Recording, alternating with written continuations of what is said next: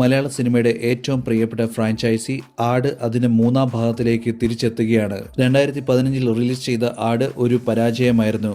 പിന്നീട് ട്രോളുകളുമായും മീമുകളുമായി ഇതിൽ ഓരോ കഥാപാത്രങ്ങളും പ്രേക്ഷകരുടെ മനസ്സിൽ ഇടം പിടിക്കുകയായിരുന്നു. അങ്ങനെയാണ് പരാജയപ്പെട്ട ഒരു സിനിമയുടെ 2-ാം ഭാഗം 2017 ഇറക്കി വലിയ വിജയം നേടിയത്. സിനിമയിലെ ഒരു കഥാപാത്രമായ അറക്കൽ അബുവിനെ അവതരിപ്പിച്ച ഷൈജി കുറുപ്പ് ഒരു ആവേശകരമായ സൂചന നൽകിയിട്ടുണ്ട്. ജയസൂര്യയുടെ ആട് 3 ടൈം ട്രാവൽ എന്ന ആശയം പരിവേഷണം ചെയ്യാനിരിക്കുകയാണെന്നും അദ്ദേഹം ഒരു അഭിമുഖത്തിൽ പറഞ്ഞു.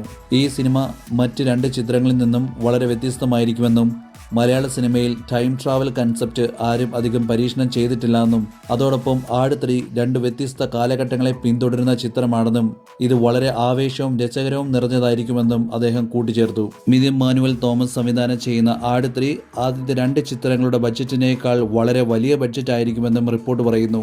ജയസൂര്യ തന്റെ ഐക്കോണിക് കഥാപാത്രമായ ഷാജി പാപ്പനായി തിരിച്ചെത്തുകയാണ്.